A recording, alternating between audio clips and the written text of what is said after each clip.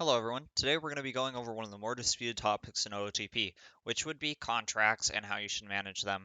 Now, everyone agrees that contracts are a really huge part of the game and essential to your management style, and that is about as far as the agreement goes. There are a ton of different available contract strategies out there, such as giving contracts only to players as they reach free agency, allowing them to go through the arbitration system naturally, signing players to an extension as soon as they come up as prospects, a lot like guys like Evan White or Luis Robert.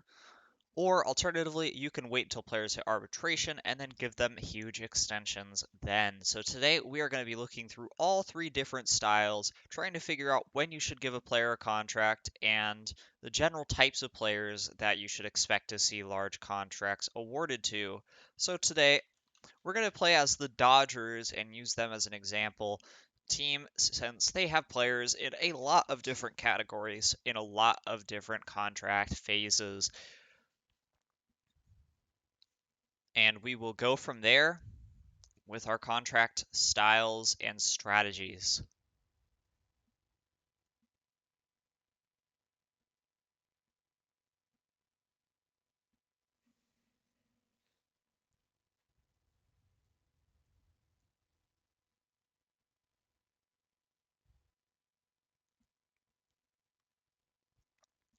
All right, our game is almost loaded.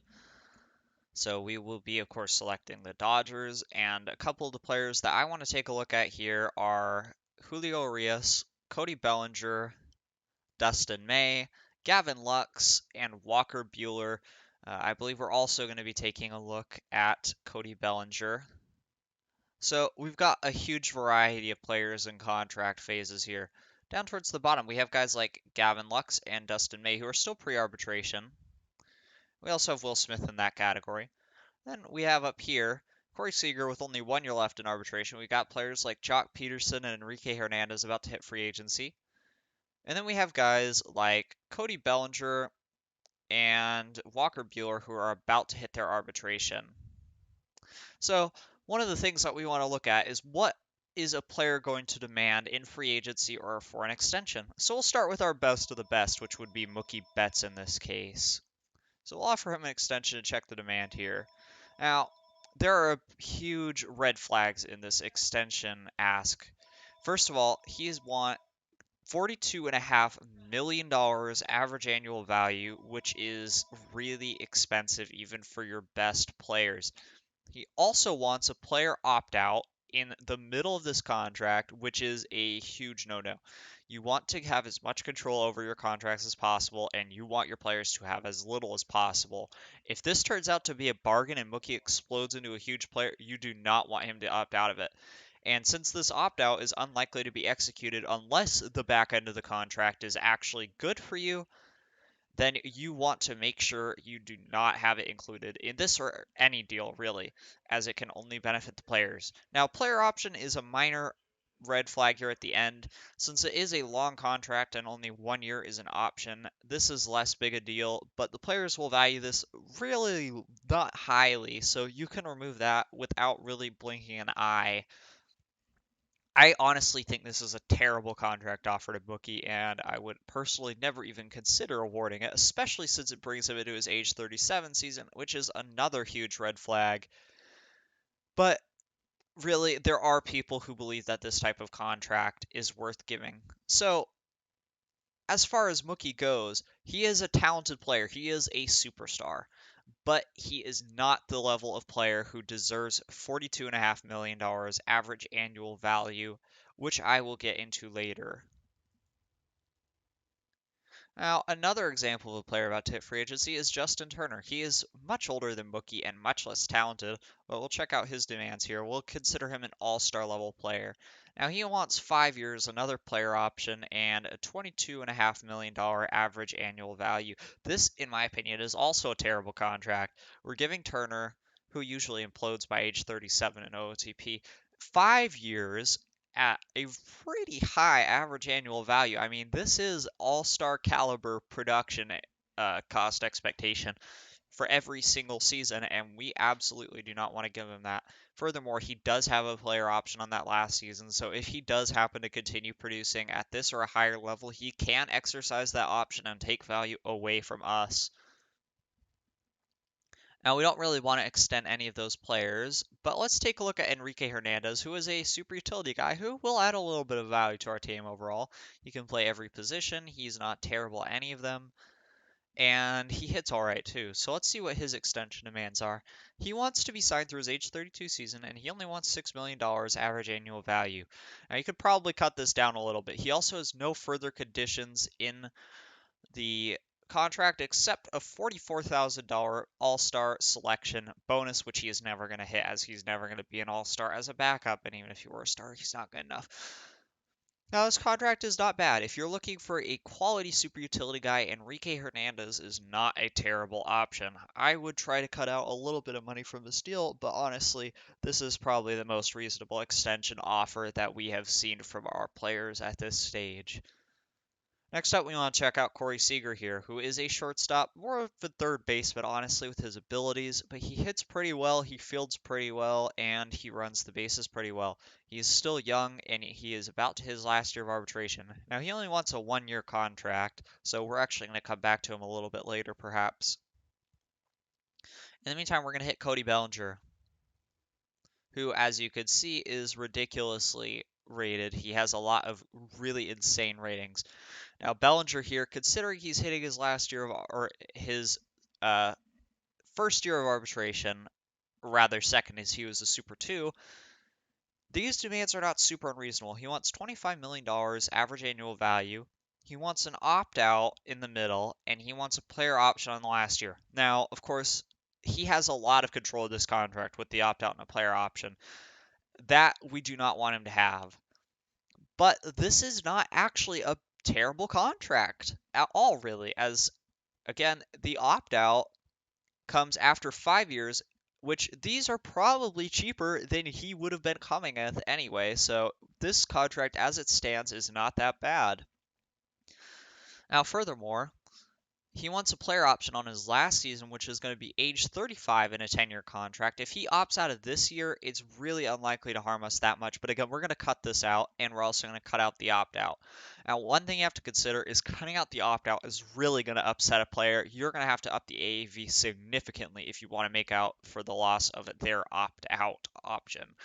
Now, what we're looking at here is about a $25 million average annual value, so we want to up that by about $1 million, $2 million to make up for the lost opt-out, so we'll give him a contract extension offer around $26.5 million average annual value, and I will get around to what this looks like compared to Cody Bellinger going through free agency momentarily.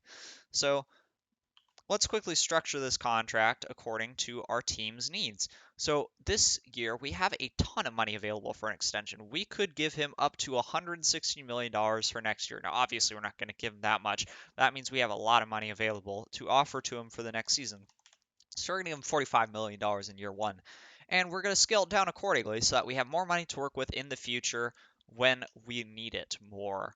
As we will, I'll explain the contract mechanics of a live start later, but it's going to come down largely to that. So we're going to just overall structure this contract around a lot of front-loaded money here and scale it off very heavily towards the end of the contract, ensuring that we get Cody Bellinger at a relatively affordable price throughout his contract life. Now, considering that he's a superstar level player, let's ignore year one of this contract, the year where we're paying him a large sum of money, and just look at the rest. At the end of the contract, we're giving him less than $20 million for several seasons. This is a great contract for a player of Cody Bellinger's caliber. Now, unfortunately, our average annual value has actually dipped, so we're going to have to increase the amount of money available that we are offering to Bellinger in this contract, which I will do by first increasing this year one up to $50 million and then increasing every other year accordingly.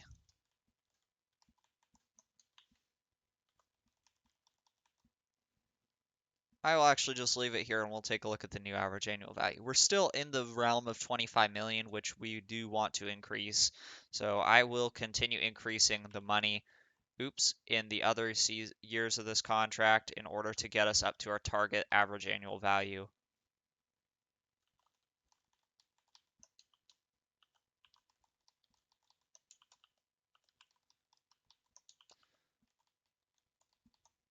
And this should look a little bit better. Now we're looking at 26.5 million average annual value, which is about $1.5 million over his original offer. This should be a pretty good offer for Bellinger looking to accept. Let's ask what he wants and hope that he will take it, and he will. So this is a great contract for us. We're only really paying him a ridiculous sum of money in the first 2 seasons, and then after that it skills off heavily to where the back end of the contract we're hardly paying him anything, which means that we can reallocate that money to other places. In general, front-loading your contracts is a hugely beneficial strategy. Now let's completely ignore contract structure for a minute here and look at how much this contract actually benefits our team. Now, if we'd allowed Bellinger to progress through arbitration and hit free agency, let's assume he earns about 15 million, 17.5, and 20 million in his final 3 years of arbitration. So that's a $17.5 million average annual value. Then, if he wants an extension, we're going to have to sign him to a Mookie Betts-like extension. He's a similar caliber player. He'd be at the same age. So he would probably need around 10 years and $40 million. So let's just go on a slightly lower end than Mookie Betts and say 10 years, $37.5 million, a $5 million lower AAV than before. So that would be over 10 years, a $375 million extension.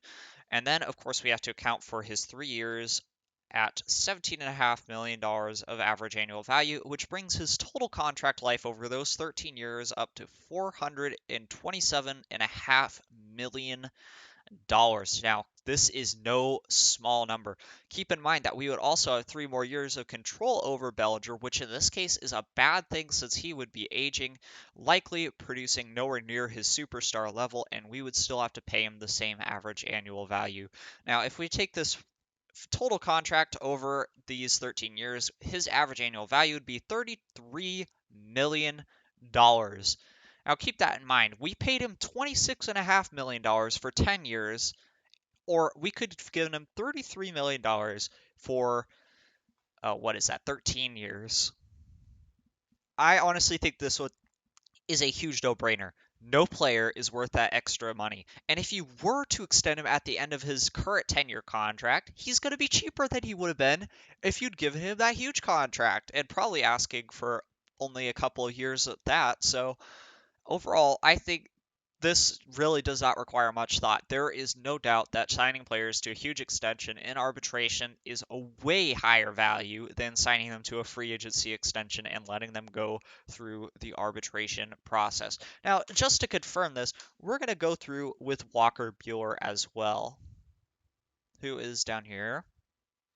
So he's about to hit his first year of arbitration as well, but unlike Bellinger, he is in his about to hit his first Super 2 year rather than coming out of his first Super 2 year. So we have 1 more year of control with Bellinger, and I will take that into account in our arbitration estimates. Now, in my opinion, Walker Buehler is the best pitcher in out of the park baseball. He has ridiculous command and stuff. I think Shane Bieber, you could argue, is about the same or even better.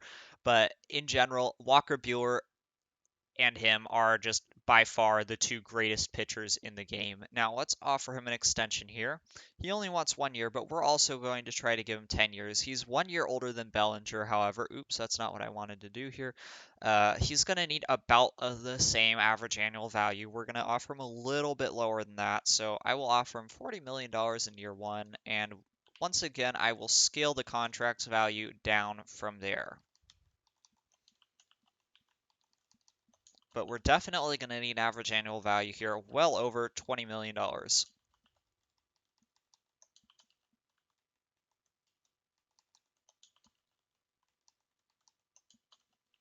As we see, this is actually quite similar to that first contract I was going to offer Bellinger before we adjusted it. The average annual value on this deal is $23.5 million. I think that's probably about appropriate for Bueller. Once again, we see it where this contract scales off, so in the very near future, we're hardly paying him superstar value, and we have more money to allocate towards other players. So we're going to ask for his response on this contract, and he likes it. I would also like to point out that Bueller will probably actually ask for even less money than that if you offer him a long-term extension. I'm just trying to go on the safe side here. And once again, we will compare this to his earnings if we were not to allow him that extension and instead let him go through the arbitration process and into free agency. Now, I'm assuming he earns probably closer to $7.5 million in his first year of arbitration as he is a super talented player. Probably about 12.5 second year, 15 million third year, and 17.5. That's a fairly conservative estimate in my opinion, which brings him up to about $50 million in his 4 years of arbitration for an average annual value of 12.5 million. Now that is obviously well below our current place. In free agency, since he's going to be a little bit older, let's assume he asks for an 8-year deal instead of a 10-year deal. But I'm assuming his asking price is still going to be in the realm of $35 million, probably higher than that, honestly, but we're going to just go with 35 for the time being. So let's sign him to his $35 billion 8-year extension, which is a total of $280 million. Now we'll add the $50 million from the other 4 years. This is a total 12-year contract life, and he is earning $27.5 million over the life of that contract. Now, of course, I probably slightly overpaid Bueller in my extension offer, and my estimate for his earnings is honestly a little bit on the low side, but he is still getting paid nearly $5 million more for 2 more years than the extension we just gave him, which obviously well favors our current method. So, in my opinion, there's pretty much no doubt, but we're going to do this with one more player, Julio Urias, who is, of course, a lower caliber player than Walker Bueller, without doubt, but still nonetheless a number 3-4 starting pitcher, guy who can fill in the back end of your rotation, middle part to the back end. Now, we want to give him an 8-year, 7-year deal. We don't want to give him quite as many years as he's not as essential a part of our team. And he's going to need a significantly lower average annual value, so let's just give him $15 million in year 1. Actually, no, we want to save some more money for other players, so I'll just scale this down to, yeah, actually, we'll give him $15 million. And then we'll scale it down from there.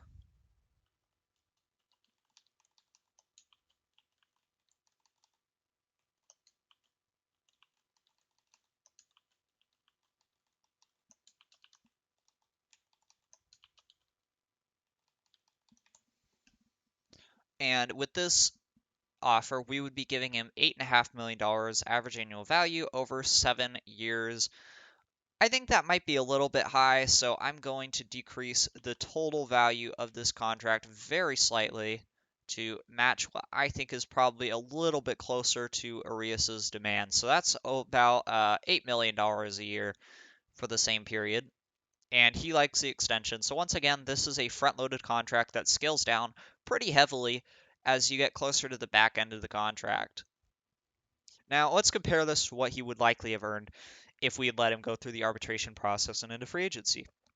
Now, this contract, we only have control of Urias through his age 30 season, which is his entire peak, and then he'll probably start to see drop-offs in his ability at that point as he hits free agency. I think these arbitration estimates are also likely a little bit low, so let's assume he earns $2.5 million year 1, $4 million year 2, $6 million in year 3, and $7.5 in year 4. That would be $20 million over his arbitration life, which would be an average of $5 million during that period alone. So we're barely paying him, we're honestly paying him less than twice his arbitration earnings during that period. Now, we also buy out 3 years of free agency. I think his free agency demands are going to be somewhere in the realm of $12.5 million over, let's say, 6 seasons. So that's going to be a $75 million contract. We add in the $20 million from his arbitration years, and then we can divide by the total life of 10 years, which brings him to an average annual value of $9.5 million a year over his total contract life of 10 seasons. Now, that might actually be a little bit similar overall, since you're getting more years of control of Arias. at only a slightly higher average annual value, which amounts to about $2 million. However, for a middle tier player, you're not necessarily looking for that extra couple years of control as he starts to scale off sooner, and you're likely to see even more meaningless production at a sooner point in time. And again, you're saving $2 million on the average annual, which is pretty solid, especially given how low the total demands are anyway.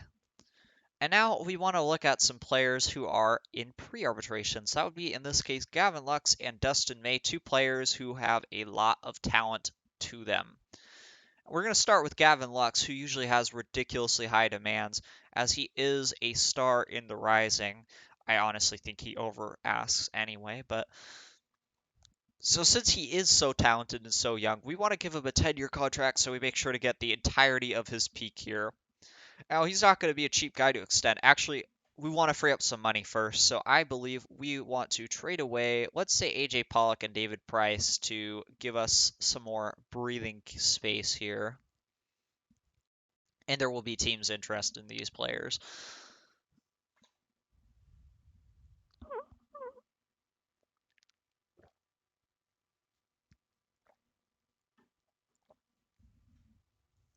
All right, so let's just quickly trade him for the first guy that we see that has no money, which would be Bobby Dahlbeck. Now, obviously, I'm not actually building a team here. We're just dumping Pollock and Price to free up more money.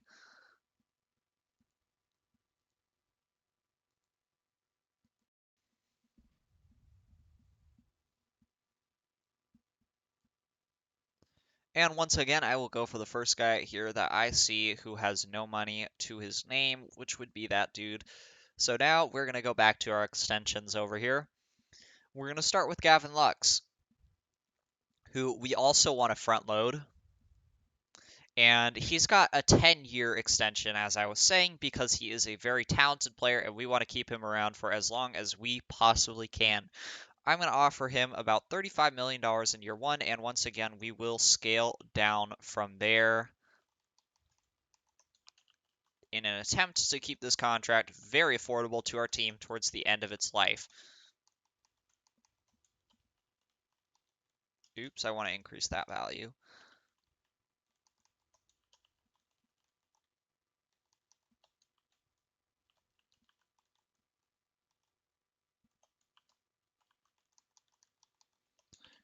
As you can see, we now have a very affordable contract here for a very talented player towards the back end. The average annual value is actually over $20 million, so we want to decrease that total a little bit. Let's cut $5 million out of the second year of the contract, and that gets us down to $21 million.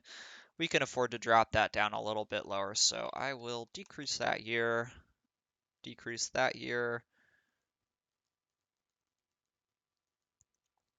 $20.5 billion is still likely slightly on the high end, so I'm going to continue decreasing the total amount in this contract towards the back years until we have an amount that I believe Lux is still willing to accept that is not on the overly high end. Okay, this is fine. $20 million average annual value is probably still getting accepted.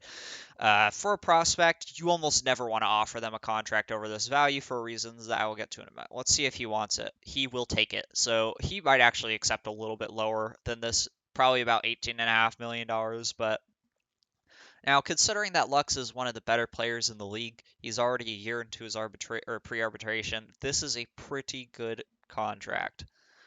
Now, as for him himself, he's got 1, 2, 3, 4, 5 years left of control, 4 of which would be arbitration. So let's estimate his earnings in this period. Of course, he's got $500,000 for that first year, which would be pre-arbitration. And then we're hitting arbitration, in which we're going to assume he earns $5 million. Actually, that's probably a little bit low. Let's increase that to 6.5, and that's probably still on the more conservative end. $10 million. $13.5 million and $16.5 million. That would be a total of about $50 million over those 5 years of contract life for an average, of course, $10 million. Next, he's going to hit free agency at age 23, 24, 25, 26, 27. So same as Betts and Bellinger, we're going to assume that he's going to have a $35 million 10-year demand, which would, of course, bring him to a $350 million contract over through his age 37 season. And adding the $50 million of the previous contract, you're looking at $40 million. No, that's not right because we're in 10 years. That's 15 years. So we're looking at an average annual value of $27 million. The contract we just signed him to has him through his entire peak. This one has him 4 years past that. The contract we just signed him to has him to a $20 million average annual value. This one has him to a 27. I really don't think there's any contention. It's quite obvious that that format is much better than the free agency one. And you could argue it's better than the arbitration one, but that extension is likely going to be similar to the demands for players who are hitting their first year of pre-arbitration. You might see a demand about $2.5 million average annual value lower. So overall, my conclusion here is that it is best to sign players to a long-term extension as soon as possible. Now, in some cases, you might want to wait until they're in arbitration, especially for particularly young players, such as ones you're bringing up at like 20 or something. But overall, you want to get them extended as soon as possible to get their prime years cut out, their post-prime years, and optimize your average annual value. Now, we're going to extend Dustin May here just to confirm what we thought with Gavin Lux. Now, Dustin May is rated as a middle rotation starter. I personally think he's a 2/3 guy. He's pretty talented. So we're going to give him an extension in the realm of $12.5 to $15 million average annual value. He shouldn't be quite as expensive to extend. Unfortunately here, May is about... we have front-loaded as many contracts as we can, so we can't exactly front-load May's. I'm just going to give him $15 million every single year. See if he likes this. He probably will. Yep. Again, pretty much every player I've extended so far, except perhaps Bellinger, would likely accept a cheaper contract, and honestly, perhaps including Bellinger. I'm just trying to go on the safe side here, and that means that the average annual value benefits of signing them sooner are likely even greater. Now, let's estimate May's earnings over these years. I think he probably earns about, let's say, $4 million in arbitration 1, 6.5 in arbitration 2, 8.5 in arbitration 3, and $10 million in arbitration 4. That would bring him up to a total of $30 million over his 5 years of contract life for an average of $6 million. Now, he hits free agency. I think his demand is going to be pretty similar to Arias's, except I'm thinking probably, probably more like $20 million, honestly. And he's going to be 27. So let's assume $20 million over 8 years. So that'll be $160 million, which would be $190 million total earning during that period for an average annual value of about $15 million. So honestly, we could have signed May to a much cheaper extension than we did, I think. But overall, even if that was the cheapest he was willing to accept, I mean, a $15 million, it would be the same average annual value, except the AI would be paying him or rather, we would be paying him through his age 36 season, so he would be much more ineffective towards the end of the contract. You're only getting his peak years this way. I mean, honestly, this is just, in my opinion, you really do have to extend guys as soon as possible. Now, another thing I've got to explain here is why you want to be front-loading your live players' contracts so heavily. Now, when you start up a live game, there's a couple really talented players. You've got your Vlad Juniors and your Mookie Betts and your Walker Buehlers of the world, who are all really, really good at baseball. But when you look at your prospect core, there's only a couple of prospects who are really all that talented. You've got your guys like Wander Franco, of course, and then Mackenzie Gore and Royce Lewis. But then once you get past that, there's really no super talented prospects. Nobody is worthy of a super heavy long-term extension. So I'm going to quickly pull up the prospects list to point this out. Oop, that's not the one I wanted. Here we go. So we got Wander Franco, the number 1 prospect, Gavin Lux, the number 2 prospect, Luis Robert, the number 3 prospect, already on a long-term extension. And then we hit Adley Rutschman, who is actually pretty good, but not the best. And then we've got Joey Bart, who isn't even that great. Royce Lewis is actually pretty darn good. Joe Adell is pretty good, but uh, he's not super elite. Jared Kelenic, of course, is Jared Kelenic. He's really good. But then once we get past that, you start to see a massive drop off in the quality prospects. Bobby Witt is questionable at best. He is not actually a very talented prospect. Andrew Vaughn is pretty solid, but he's a first baseman and honestly not even the best first base prospect out there. Christian Pache is a very good defensive center fielder with a pretty nice bat to go with it, but he's not worthy of a huge long-term extension. Dylan Carlson is a pretty mediocre hitter in all honesty, and our head scout is way too high on him. He's not going to be too impactful. Carter Kieboom is pretty solid all around, but not an elite prospect by any means either. CJ Abrams, again, could develop well, but is not that great himself. Sean Murphy is the number 26 prospect. This is the number 26 prospect. That just puts out my what I'm trying to say here. There really, after a certain point, are not too many elite prospects. You have guys here who are just not making that much of an impact on your team. Now, of course, a couple of these guys are going to blossom, but unless you're accumulating literally all of the best possible prospects, which would be like a handful of them, you are not going to see too many impactful young players. So what does that mean? Well, it means that in these upcoming years, you're not going to be handing out any long-term extensions since you're only going to have a couple of impactful players. And if you do happen to acquire, say, Wander Franco or Royce Lewis and give them a long-term extension, that's only a couple of them, and you'll have more than enough money available for it. In the meantime, you're just giving out contracts to pretty much whoever is available for them, such as relievers to fill in gaps or what have you. But what you really want is by the time that you get fictional players coming up through here and ready to earn their long-term contracts, that you have plenty of money available for them. So you front load their contracts and then you keep the cycle going. So the next set of players you have plenty of money available for, and et cetera, et cetera. But this is especially true with live players, as you're going to see a huge talent gap between live players and your next set of elite guys. And once you get your top prospects up, which should not take long since almost all the prospects only take a year or two to become major league ready, well, there is a multi-year gap where you're only going to see a handful of talented prospects coming anywhere near the majors. And, well, guys, that's pretty much it when it comes to live player contracts. It's, of course, quite different with historical players, but you want to make sure that you're structuring your contracts well so that you have money available when you need it. You want to try to make sure that you're optimizing your usage of money in the present so that you have more money available in the future. And most of all, you want to make sure that you're getting your players optimized with that average annual value and optimized with the years that you have them under control.